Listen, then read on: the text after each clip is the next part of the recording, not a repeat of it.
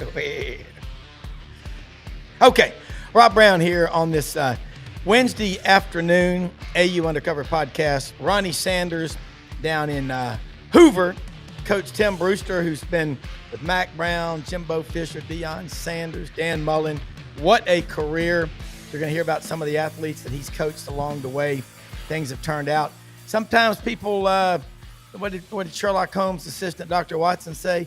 Nothing's more deceptive in life than an obvious clue. If you've ever been a recruiter, you find a lot of guys like Mr. Gates. We're going to talk about him today.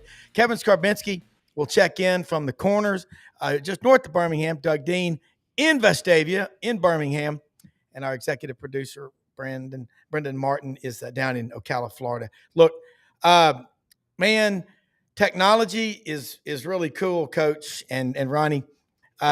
I was on Safari for a long time, and my producer kept telling me for months about Chrome, and I just wasn't thinking about Chrome. I'm thinking a Chrome finish, and it's like Google Chrome. But we got through it. We persevered. We hung in there, and we busted through it. Welcome to the show, man. Ronnie, you know Tim Brewster, and I think everybody after this show is going to want to know more about him. Yeah, we've known each other a long time now, haven't we, Brew? Ronnie, it's great to be on with you, buddy. Longtime friend, outstanding coach, administrator, and now coaching agent. You do it. You do a hell of a job. I'm fired up to be on with you guys. I appreciate you being on. You and I were talking yesterday about tell us a little bit. Tell us your story about Antonio Gates, who just went into the Hall of Fame. Well, it's a Ronnie and guys. It's an amazing story, and I just I was a first year coach with the San Diego Chargers, and I was watching. An agent sent me some basketball videotape of this guy Antonio Gates at Kent State, and I'm watching this guy hoop against Kentucky and Indiana, and I mean explosive jumper. I mean the right size. Had a big old ass on him that, boxing out, moving people, creating space. And so I got very intrigued with him. And I just started, Ronnie, the recruiting process, man, you got to work. And so I started calling this guy, I started calling Gates, and then he had his pro day. And so I went down there, and his pro day was a basketball game. So he's running the court. He's jumping, dunking, doing some really good things. And then finally, after that was over, I said, hey, listen, let me throw some balls at you. Let me, had really good hand-eye coordination, soft hands, really. And this is how crazy the NFL is, guys. The whole league was invited. I was the only tight end coach to show up, and there were 4 other teams that showed up. Okay. So I go back, the long story short here, I go back to San Diego and I talk to Marty Schottenheimer, my boss. And Marty says, Brew, I'm not going to use a draft pick on Gates. I said, Marty, use a supplemental, use a 7th. I mean, let's get this guy because I just believe he's going to be an outstanding player and will be an outstanding player for us. And so anyhow, I had to sweat the draft out. You guys know how that works. The minute the draft was over, I was on the phone. I had been calling him every single day for a month prior to the draft. Guys, I paid him $3,500, and he became a San Diego Charger. I coached him his first 3 years. Guys, I left and went to the Broncos, but not too long ago, I got a call from Gates, and, he said, Brew, he said, I didn't always like you. You were hard. You were tough on me. Time is our enemy. That was my saying with Gates. We got to get it done today. And he said, Coach Brew, we got it done. And you're the first person that I'm going to invite to join me in Canton, Ohio on this summer. July 29th, I think I'm going to Canton, and you got the game and you got the enshrinement, and it's going to be it's got to be my proudest moment, man. One of the players that I coached, and is going in the Hall of Fame. 16-year pro career. I mean, average career is 5 years. I mean, we talk to a lot of guys, they get 16 as a tight end. You don't see that very often, do you? I mean, it's rare. Unbelievable. His durability, and guys, I'm telling you, his dad wanted him to be the heavyweight boxing champ of the world. I mean, he Gates boxed at Kronk Gym in inner city Detroit. Okay. I mean, that kid boxed, he played basketball, he played, as a youth guy, high school guy, he was a good football player. I mean, the guy, but his body was made for durability. From the waist down, he was massive. Yeah. And I tell you what, guys, he never stayed hurt. He never got hurt. The guy was always ready on Sunday, and he went down in history. He scored more touchdowns than any other tight end in the history of the National Football League.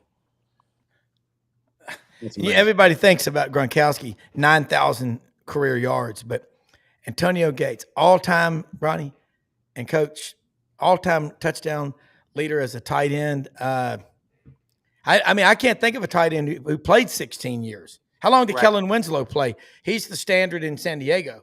Right. He was the standard in San Diego. He is, I guess you'd say. Yeah. But Gates, the thing about it is I don't think Gates gets his just due. No. I mean, Gates was absolutely money every Sunday. You punch the clock and he's there.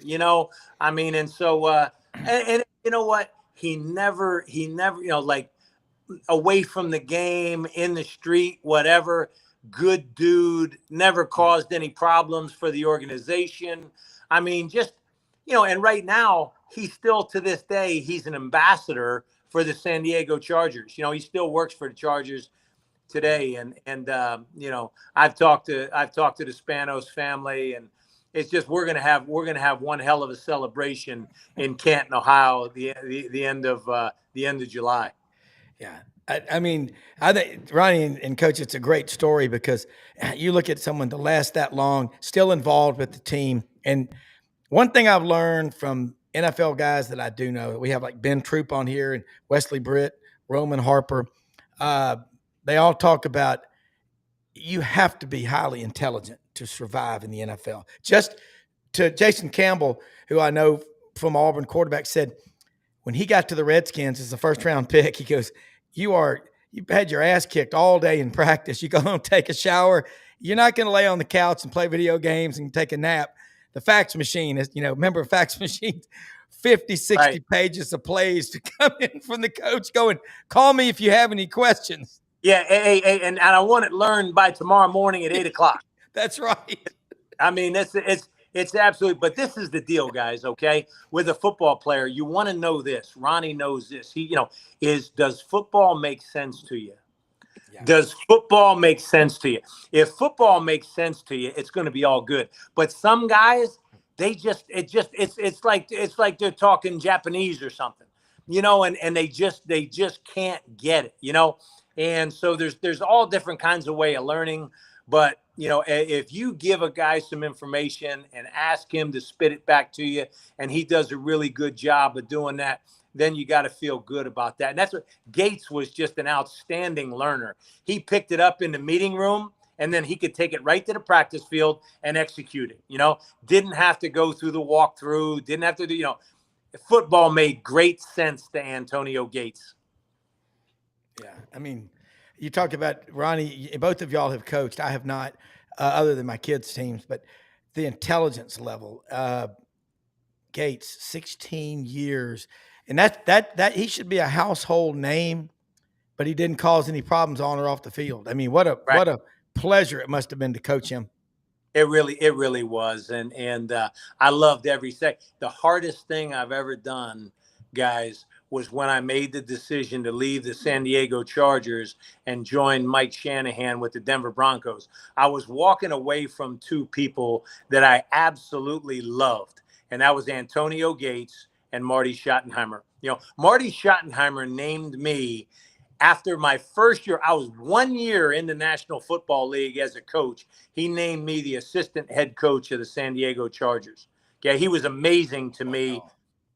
Had Gates, but I just didn't feel like I could pass up the opportunity to go learn from an offensive strategist like Mike Shanahan. He was absolutely the best, guys, the best play caller I've ever been around. I mean, you talk about balls of steel. I mean, this guy would call it, man, 4th and 1, 4th and inches. He's going to throw the football. He's going to run it when you think he should throw it. I mean, just an extremely dynamic coach. And like I said, I was 2 years with Mike Shanahan in Denver before getting the head coaching job at the University of Minnesota.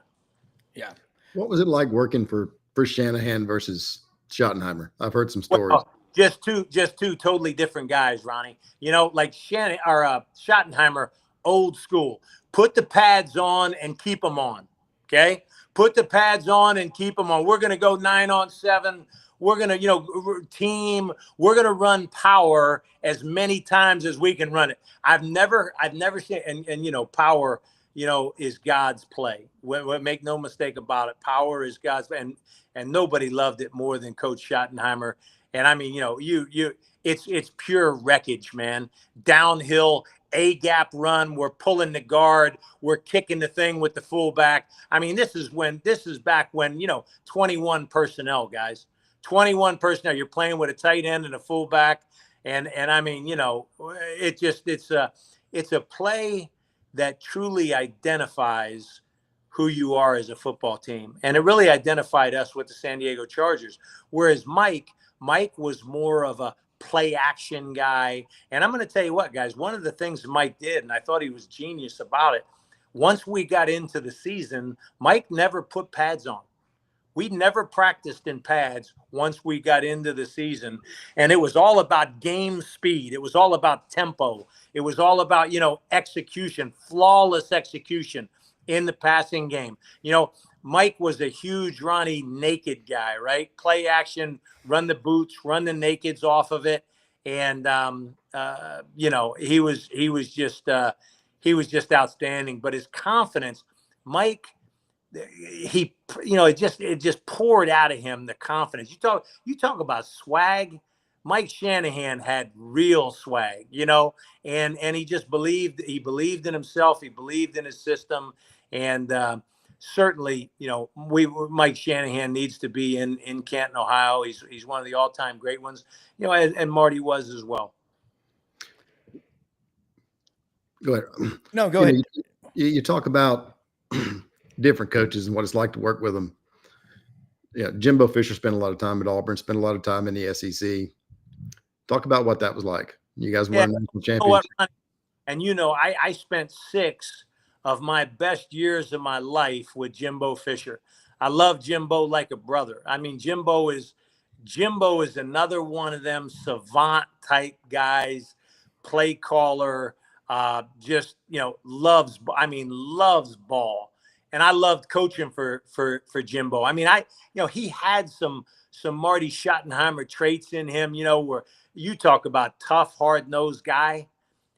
Jimbo's one of them guys that said, hey, call him up, let him know we're going to be in the parking lot at 2 a.m. and tell them not to be late. Tell them to show up, because I'm going to tell you what, we're going to kick some ass. And I loved his mentality. I loved his work ethic. Jimbo was truly, he's one of the outstanding coaches in the business. What we've got to do, guys, we've got to get Jimbo Fisher back in the game. Okay. College football needs a coach like Jimbo Fisher, a national championship coach, I think the world of them. Our profession's going to be better the minute Jimbo gets back in. I'm just surprised that he's not back in already. Because of what he's put on the grass is just he's won a bunch of games. He's won a national championship. I mean, I don't know what more the guy needs to do. Had a great run at Florida State. We did some really good things. I was with him for 1 year at Texas A&M. We did some good things there. But I really look forward to seeing Jimbo back on the field, Ronnie. I think, like I said, it's going to be a better place with him in it. Yeah, and I know Doug Dean is trying to get in the show. I hope his link is working. He's in Birmingham. He's got questions for you, but hopefully we can get it worked out. But I'm with you. I look at these coaches, And I know some of them with NIL and the portal and all the stuff you got to deal with. I mean, God bless America. What I want out of people is a commitment. I have 4 kids. Either you're committed or you're wasting my time, you're wasting my space. The stories about people like Antonio Gates, you found him and he worked his ass off, and look what he did. And then he's a model citizen on and off the field. We don't hear, I mean, one of my favorites is the guy, Takeo Spikes, who played at Auburn, played in the league 15 years. Right. He's got so much pride in everything he does, and I think the biggest thief out there isn't somebody putting a pistol to your head and taking your wallet. It's your brain and your mind telling you you're not good enough. And you get these guys, the marriage between a coach like you who gives a second damn and a third damn and an athlete like an Antonio Gates, that's what we love about sports, man. I mean, I get so fired up seeing every day people that come from, as Keith Jackson would say, they come from humble beginnings, but when they put on that Auburn jersey, that Alabama jersey, and they run through that tunnel at Legion Field, the trees and the hills in North Alabama start trembling. That's what we love about sports. I love it. Hey, I'm going to give you guys another tidbit, okay? Yeah. I was the tight end. That was a pretty damn good one, okay, at the University of Illinois, all right? Played for Mike White, was captain of a Rose Bowl team. But one of the greatest things I ever did, guys, was play in Coach Bear Bryant's last game as a coach at the University of Alabama. Wow. Okay? Oh, my God. I'm from Memphis. Yeah. I was there. I remember it like it was just a cold night in Memphis, Tennessee. Yeah. And I remember coming out for pregame warmups, and there was Coach Bryant leaning against the goalpost, just like he always did, And I had an opportunity, guys, to talk to Coach Bryant that week, leading up to the game. I told him, I said, hey, I want to play, but you know what? I think my destiny is to coach. And Coach Bryant told me, he said, you go get you a high school job and you learn how to coach first, and I took it as the gospel, and I was a GA at Purdue, and then I became a head coach at a high school in Lafayette, Indiana, had 97 students in 4 grades. I taught government and economics. I called every offensive play, every defensive play, and set the special teams. My wife washed the uniforms after the game. I mean, I think that was exactly what Coach Bryant was telling me to do, man. Yep. I mean, absolutely. Doug, jump in this conversation with Tim Brewster. This is great. Coach Brewster, Doug Dean of Birmingham. Actually, I'm in this Auburn man is in Tuscaloosa of all places today, and happy to be here because it's the home of my daughter and her husband with the 2-year-old and another baby boy on the way. I think their heavy leans to somewhere in the SEC. That'll be just fine. Coach, on the show recently, as we look ahead to this college football season and the different coaches, and our focus is typically on the Deep South. One of the things I've observed, and it's just a theory about Coach Freeze, he loves, and I saw this in Coach Spurrier back when, great coaches, they love the play calling. You got a head coach that likes to call plays, but sometimes they can have to mature that there are certain games that you just might have to win ugly. And there's the late Coach Stallings like to say, the great Gene Stallings, the fun is in the winning. In the NFL, you're going to have to win a few games ugly if there's such a thing as an ugly win, Coach. Can you comment on the dynamic of what and you talked about Shanahan, what a great play caller, of what I'm describing? It's not just Hugh Freeze, the coaches having to understand as a game progresses, you might have to play to your defense and win a 17-13 game, Coach. No question. And you're dead on. You got to do whatever it takes to win. And this is what we got to do as coaches. Okay. I sat down with my staff on Friday night before a Saturday game, and we talked about every single situation. We talked about what it's going to take to win the game, what the offense has to do to help the defense, what the defense has got to do. They've got to get some turns. They got to get the ball back for the offense, and doing whatever it takes. Style points don't matter. You guys know. I mean, it doesn't matter a damn thing. Forget style points. Especially not with a 16-team playoff, right? Yeah, exactly. And don't ever give up on the run game.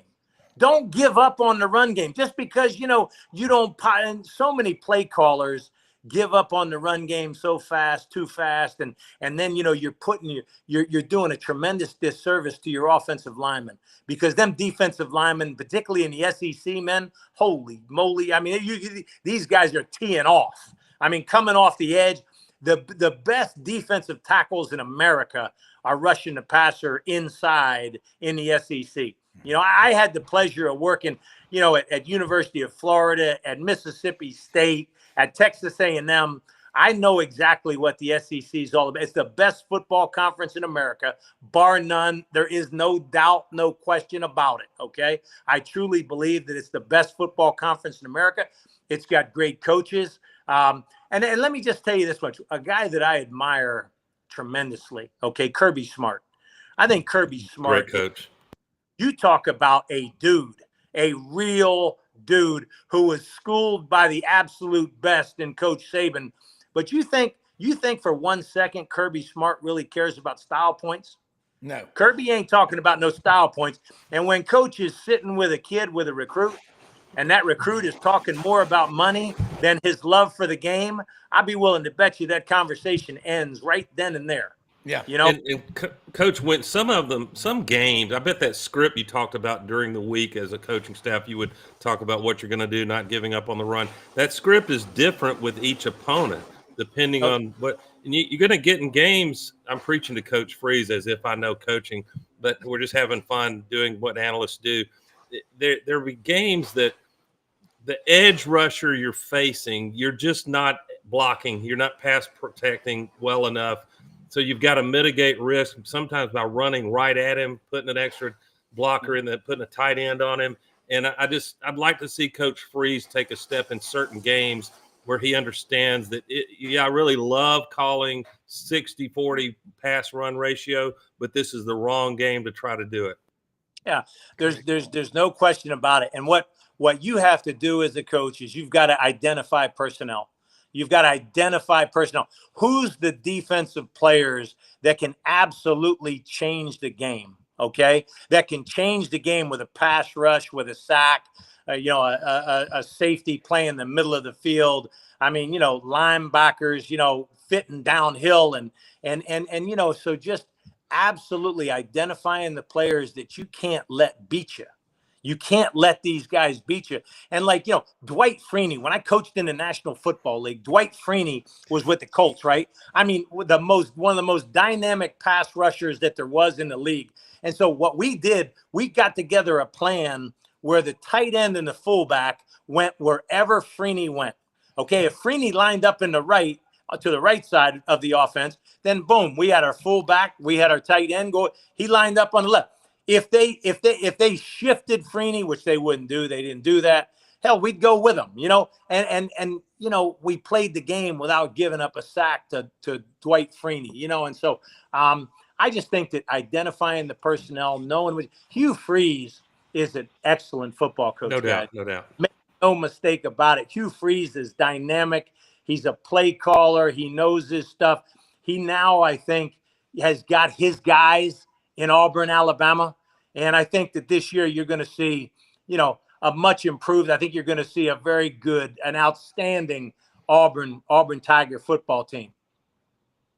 Coach, I used to get to go to practice back when we could go to practice at Auburn. I remember the defensive linemen at the end of practice were on those decline benches, and they would take the medicine ball, go all the way back, chunk it to the other guy. He'd go all the way back. And they worked on details like that. Their abs were just look like rebar, okay? But they said, you're going to get hit in the stomach. You're going to get hit a lot.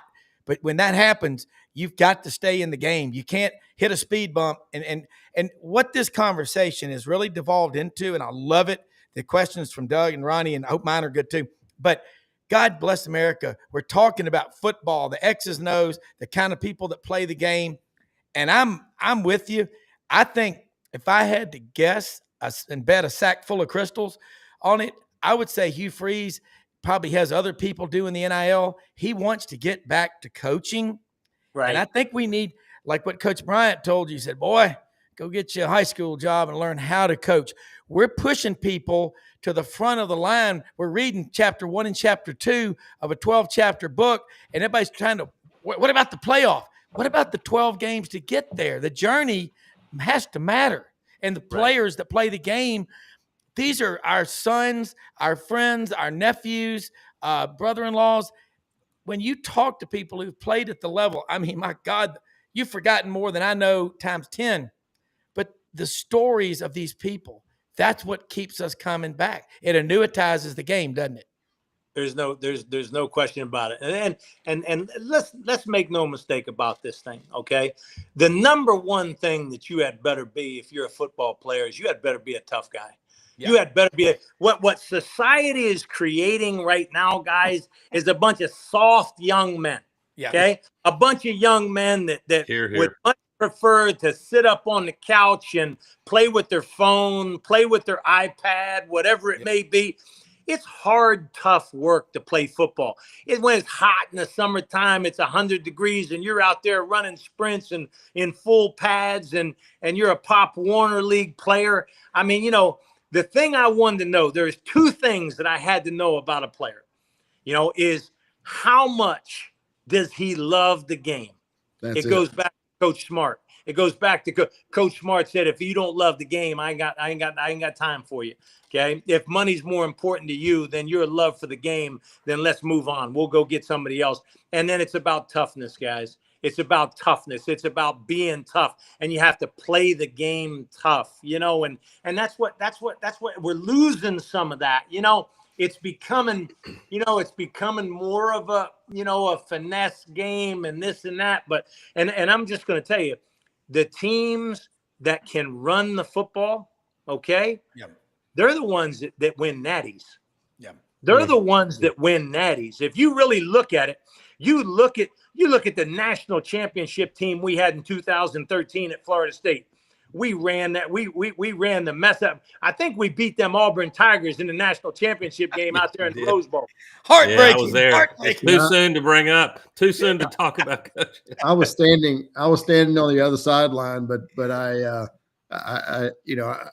was happy for you guys when you won. I had a ton of friends on that other sideline, Jimbo and Trickett and Sal Sinceri and Damian Craig, and there were a bunch of guys on that staff that I had known Coach, for a long time.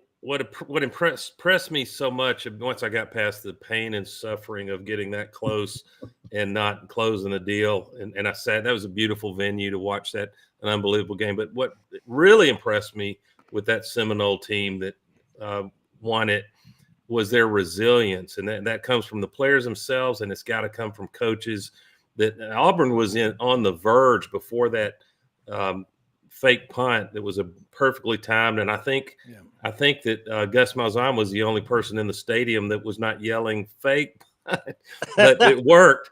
And but that game was close to getting out of reach for Florida State, if that's not offensive to say. But they were resilient. They just kept scrapping and clawing. And then when we all sat in the stands, and I told my Auburn friends when Trey Mason made that breakaway run to take the lead, I said, I think he scored too quick.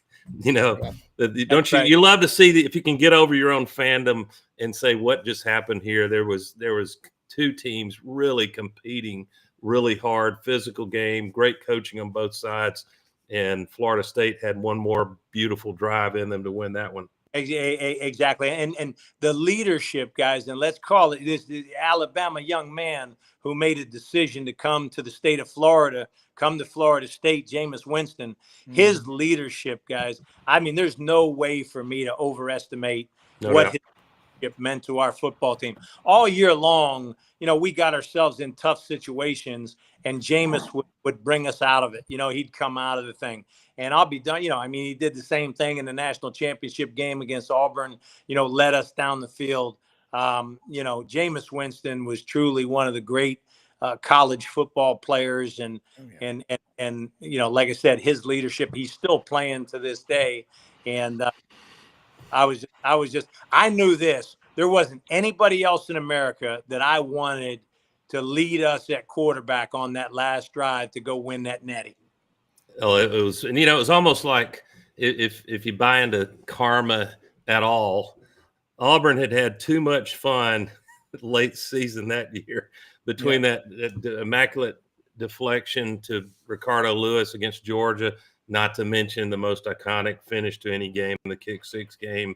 It was probably asking a lot. Maybe it was asking too much of the football gods to have one. But I was looked up, and that final kickoff FSU had to make after taking the lead looked interesting, didn't it? If you go back and look at it, you don't get perfect camera angles, but can you imagine that game if it ends on a long kickoff return for Auburn to have yet another miracle? But yeah, that was a great that was Jimbo's signature year, wasn't it?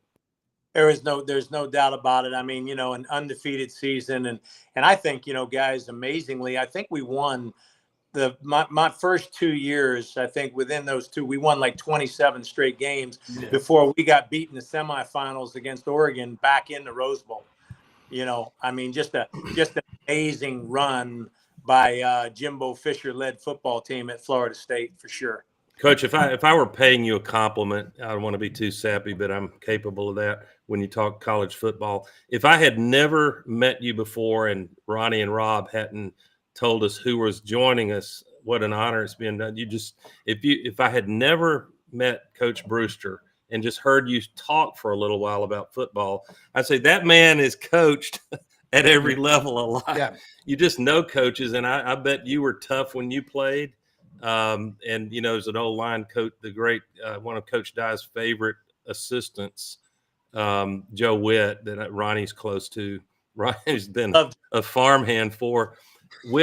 Coach Witt told me, I think it was Coach Witt, that when he's recruiting edge rushers, really any defensive lineman, and he was partly joking but not entirely.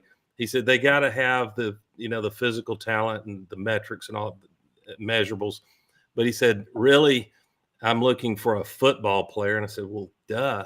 But he went on to talk about it. And some of them just are tough. They just have a nose for the football. And then he went on to say, and, once in a while, you can't have a whole team worth of these, but you might want an edge rusher who didn't have the best childhood. He's kind of mad at the world because his job is to be meaner and tougher and do whatever it takes to get around that left tackle. No question. And I appreciate you. And this is the deal. Okay. I love football. I love ball. I love ball inside and out, every way you can do it. My wife knows it. My kids know it.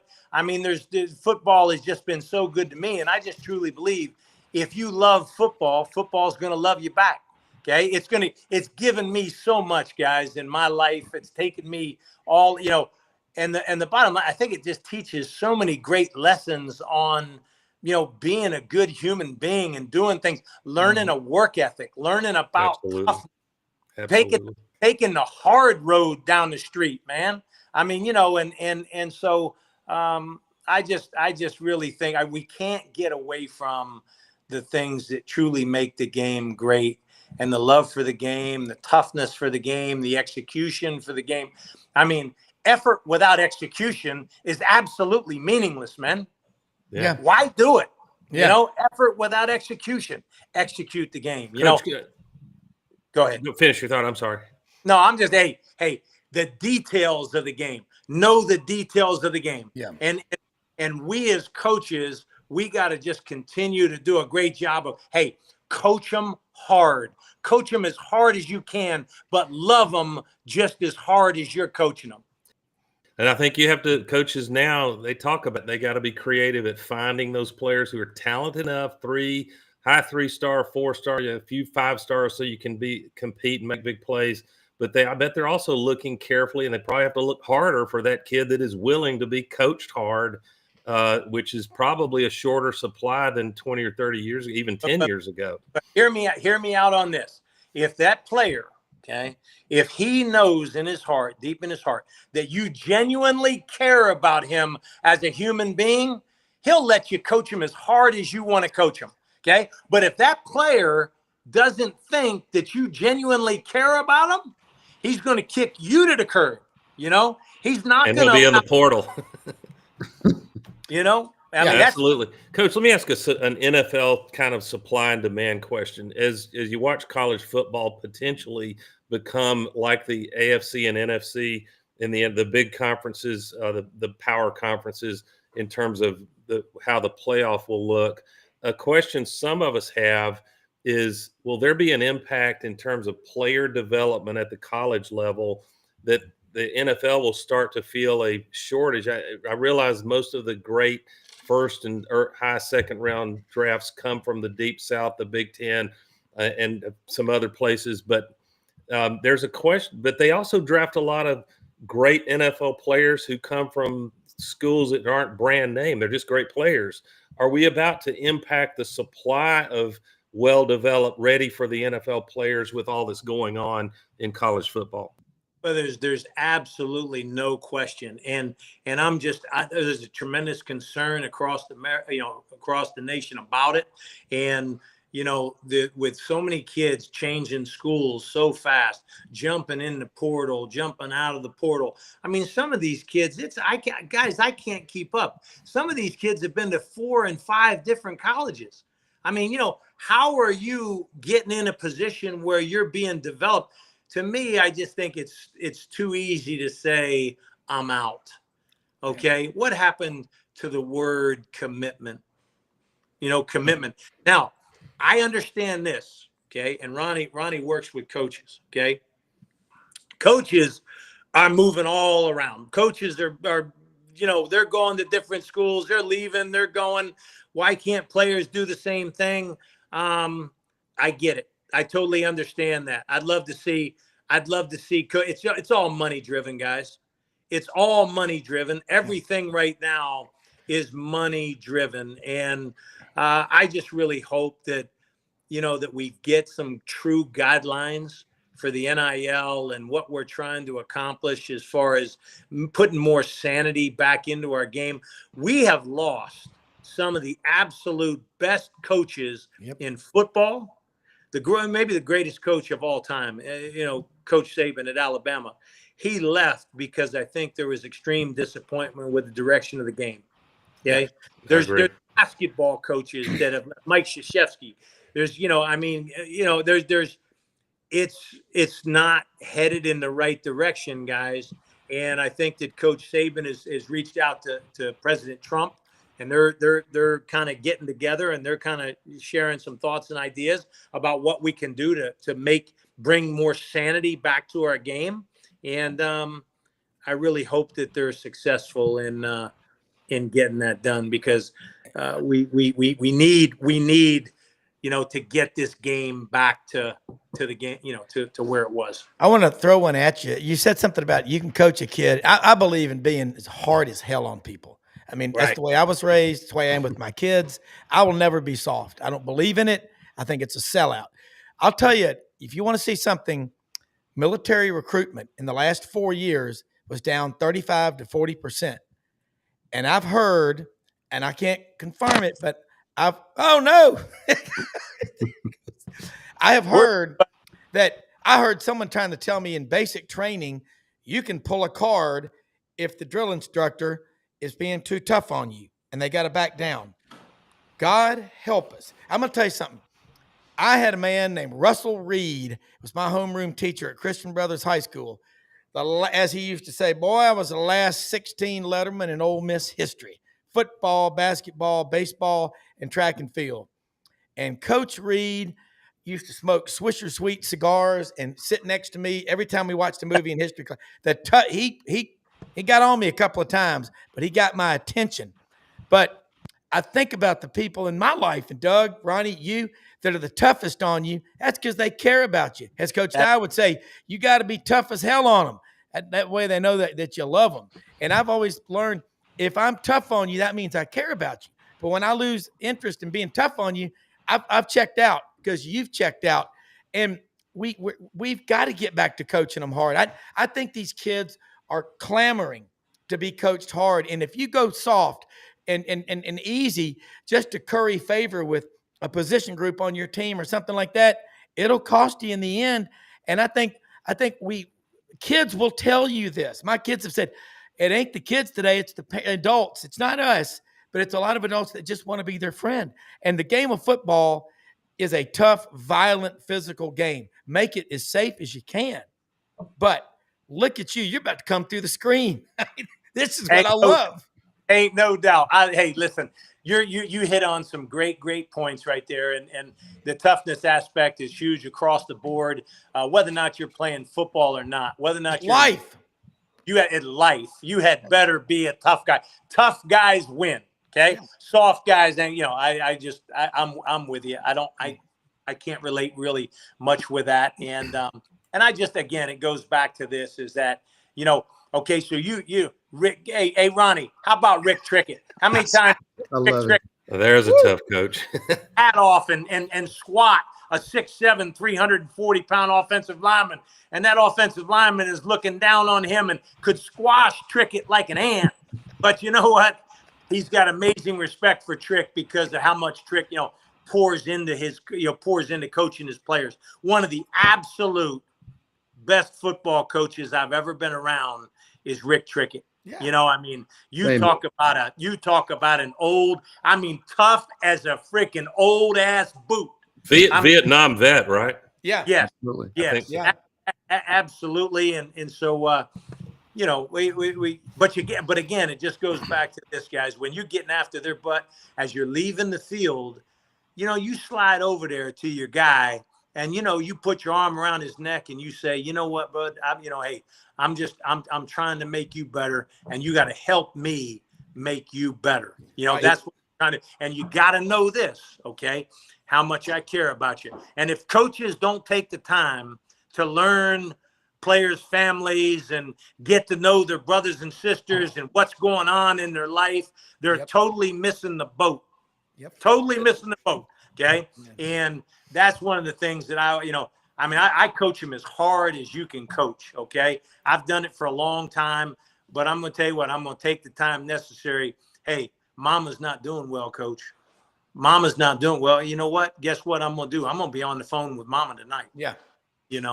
And just doing the things necessary to make sure that kids know the deal, but make no mistake about it. And it all, guys, it's all about the head coach. The head coach is leading the way. He's got to lead the charge as far as the culture that you build. You go to Georgia. I've been to Georgia, coached again. Dadgum, that you are getting in a fist fight for 4 quarters. It's going to be a hard, tough football game. And to be honest with you, that's dang near every team in the SEC. Okay. But that's how your team had better be identified. You better be identified, because I'm going to tell you what, that SEC, ooh, Lord have mercy, man. Coach, you apply everything you're saying to an actual game. Yet in an otherwise kind of meaningless game, if an hour can ever be meaningless. But 2007, Coach Saban's first year at Bama, and most of us knew he was going to turn it around. We were hoping it would take longer than it did. All he did was win the national championship in 2009. But the end of that 2007 Iron Bowl in Jordan-Hare, I was able to get the ball. They had a lead, but not a safe lead, and they were in Alabama territory, 4th and less than 1. Tuberville gets a timeout, and the play call, Al Borges was OC. He brought his whole offense over the sideline, and this is coaching and this is toughness. And he said, no, we're not going to attempt a field goal, and we're not going to try a pooch punt. We're going to run the ball here, and if you guys aren't tough enough to get 1 yard, you don't deserve to win the game. Yeah, that's coaching it, of course. And the running back spun and what's the offensive lineman? I'm going to talk. If I'm in the huddle and I've got my guys and but you have practiced that situation so many times. The offense had better know what you're fixing to call. They better know what you're fixing to call. Hey man, what are we doing on 4th and 1? Hell, we're running giant power, man. Right down your throat. Right down the throat, and the goosebumps on the offensive lineman's arms. They jump up. They're all fired up and excited. That's a beautiful thing. He ran for like 12 yards, if I remember. Broke tackles. And love it. Yeah. Talk a little bit about, you've coached at Mississippi State, you've coached at Florida. In Texas. Talk a little bit about coaching at some of the better jobs in the conference. How does Auburn compare to those jobs? Well, I think Auburn is truly one of the great jobs in America because it sits in the great state of Alabama. I mean, there's so many good football players around there. And then, just to the north, you've got Mississippi. You can go into Florida, you can go to Texas. And Ronnie, it's all about recruiting to me. It's all about, Darryl Royal told me at the University of Texas, it's not about the X's and O's, it's about the Jimmies and the Joes. Right. And so, it's all about your ability to recruit, and now it's so much because I've always been known as one of the top, and I'm not trumping my horn. I've been a good recruiter, long time. Okay. I will go get them. I went into Mississippi and got one of the best players, you go into recruited Vince Young when I was at the University of Texas. Wow. You got to have the ability to go get the players. And I think that Hugh's an outstanding recruiter. He's got a good staff. They recruit well. I just, I think that, and this new facility that Auburn's got, they say is absolutely crazy. Yeah, it is. Players talk about it.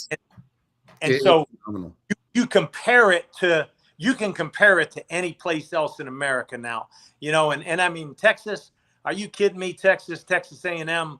I mean, you talk the money that those two universities have, the commitment to the facilities that they have. I mean, that it's across the board in the SEC, but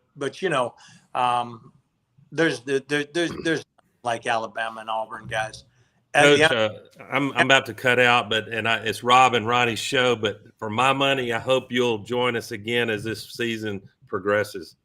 Well, I'm looking forward to it, guys. I may step back into coaching. I've been out of it here for a couple of months, but I'm telling you what, I'm too antsy, guys. We need you in coaching. We need you.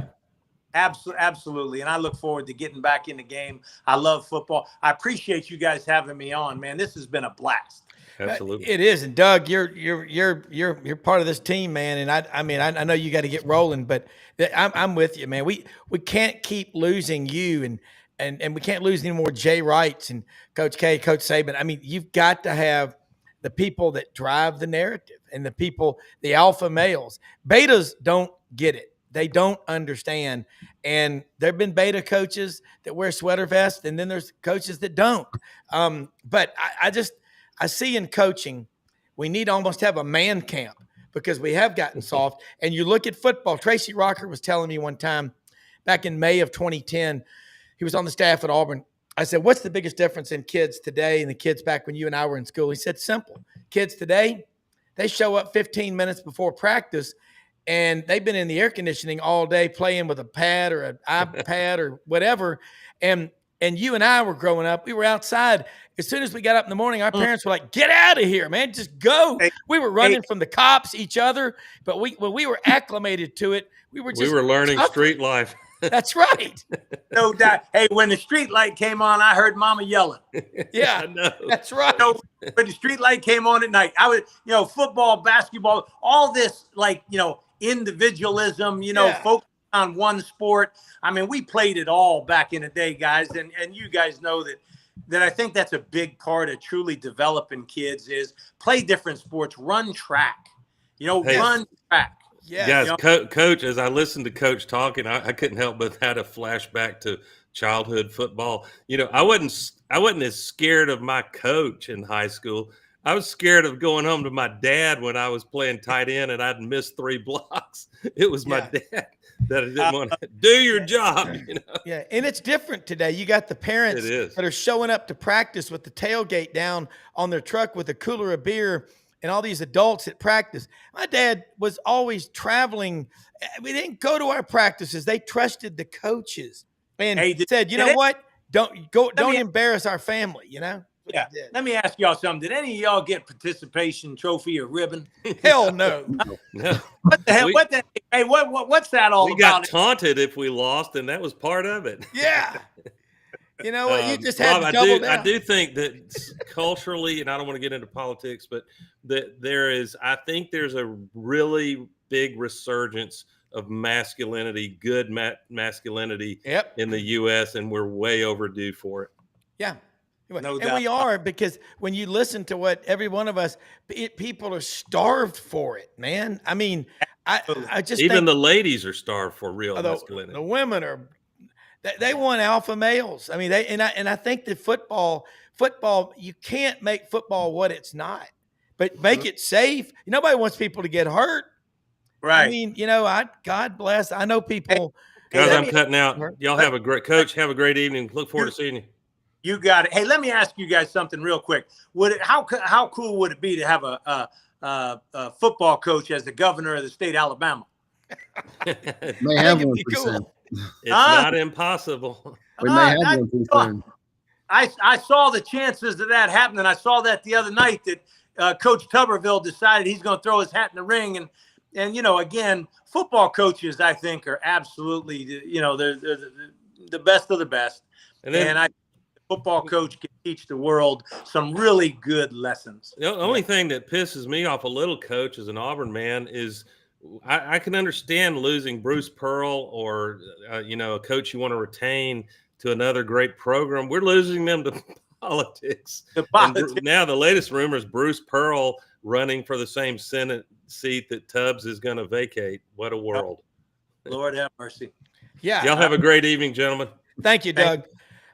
And Coach, really, my wife says this a lot. She has 3 brothers, and then her 3 cousins were her brothers. Her dad, they live 2 blocks away. So she had 6 brothers, and she's good looking. I said, I can't imagine what it was like trying to get a date with you, because she has 1 brother, 26 years, Kurt, in the Marine Corps, 7 combat tours. He's as laid back as Willie Nelson on sleeping pills. Big Tennessee fan, okay? Okay. And I'm up there at his man cave watching, a Tennessee game with him against Florida a couple of years ago. And Florida took Tennessee out pretty bad. And I look over there at him and I'm like, man, this is terrible. And he goes, no, he goes, I can show you terrible. He talked a little about Fallujah, and I'm going, yeah. But you know what? I think about Rick Trickett. We had him on the show a few weeks ago. I love that guy. He's a hard ass. And you know what? Everybody that played for him, maybe some of them couldn't take it, but you love a guy like that. You know what? He said he's 77. I thought he was in his 50s. I have no idea, but he's devoted his life, and his kids have taken it on. That ought to tell you that it made a positive impression on them. But when you see kids that you've coached at any level years later, and they say, man, Coach, thank you for putting a foot up my rear and not letting me quit on myself, because I was so many times in life, let's say they're a doctor, how many times they wanted to quit medical school. The first day they pulled the sheet up over the cadaver and they had to give it a name. A lot of people faint. They can't take it. But you remember in football, because, one of those lessons, if you quit out here because this is too tough, you're going to quit everything tough the rest of your life. And you need to get back into coaching. I don't know where, but you're a young guy. I mean, you must be the same age as I am, because I was in college at Liberty Bowl in Memphis. Holy cow. I remember Mr. Young having Coach Brian over at the house. It was crazy. 21-15. I've seen more pictures of that scoreboard. And you know what happened to Coach Brian at that game? He didn't have his press credentials, and the old codger, the Lions Club guy that was running the elevator to get to the top, goes, you ain't getting in because you don't have your proper credentials. He goes, well, I'm the coach of this football team. He goes, I don't care. Great stories like that. But you got to get back into coaching, and you got to come back on.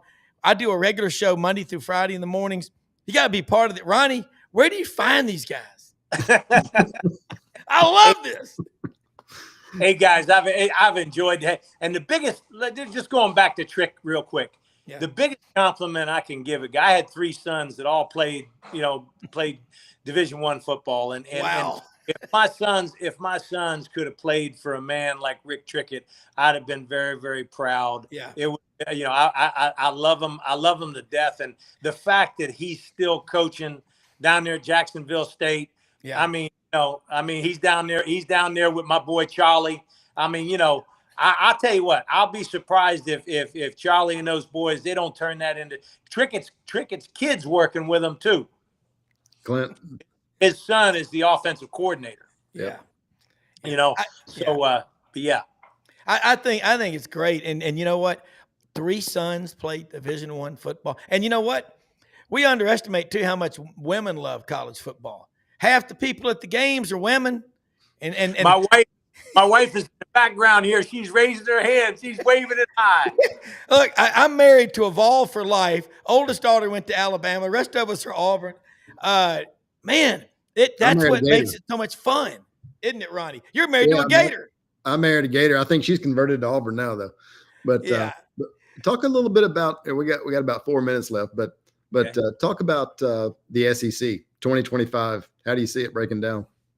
You know what? It just, like I said earlier, it's just so darn competitive. And you've got some guys that got to make, they got to do some things, right, Ronnie? We've talked about Billy Napier at Florida. It's time for Billy to step up and really get that thing rolling. When you think back, Ronnie, about what Dan Mullen did at Florida, winning 10 games 3 years in a row, playing for an SEC championship against Alabama, losing, a last possession type of game, and so, the standard's been set there. And so there's some guys that, we talked about Coach Freeze at Auburn and having his team ready to go. I just think that week in and week out, it's going to be amazingly competitive. I think Mike Elko is going to have that Texas A&M team, playing good ball this year. I think his transition year coming out of year one, they'll be much improved. I just think that, again, week in and week out, it's the best football that you can get. I can't get enough of watching SEC football, and I just really feel like, again, this year it's going to be amazing, and look forward to it. Amen here. When you drive, Ronnie, we run out of time, and I know Brendan's got to get to Stella's graduation, our producer, but we have an executive producer, Brendan Martin, son of Buddy Martin, who grew up with football and been around this all of his life. And man, when you put all this stuff together on a show like this is cool. Next time we got to get some videos of you coaching. That's what I want. Hey, there's some stuff out there. Hey, and guys, listen, thanks again. I don't want you to feel bad about this, but I'm fixing to put 2 bone-in pork chops on the grill.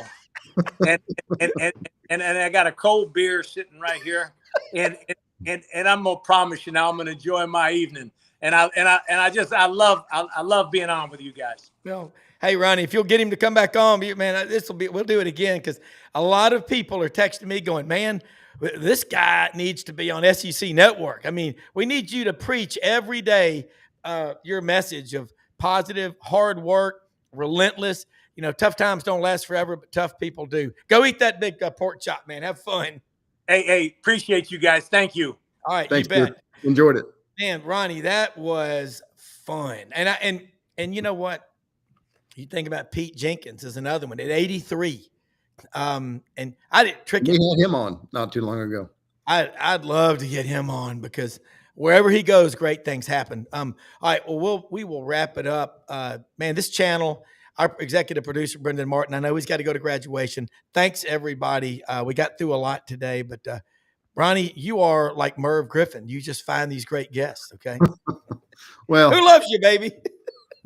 It was a lot of fun. I've known Brew for a long time, and he still has a lot of energy. And I think he is he may have something coming here in the next couple of weeks. So keep an eye out for that. We'll be watching, man. Thank y'all, everybody. Thank you for watching, and keep staying in touch in this channel. And AU Undercover, no better place to follow the Auburn Tigers.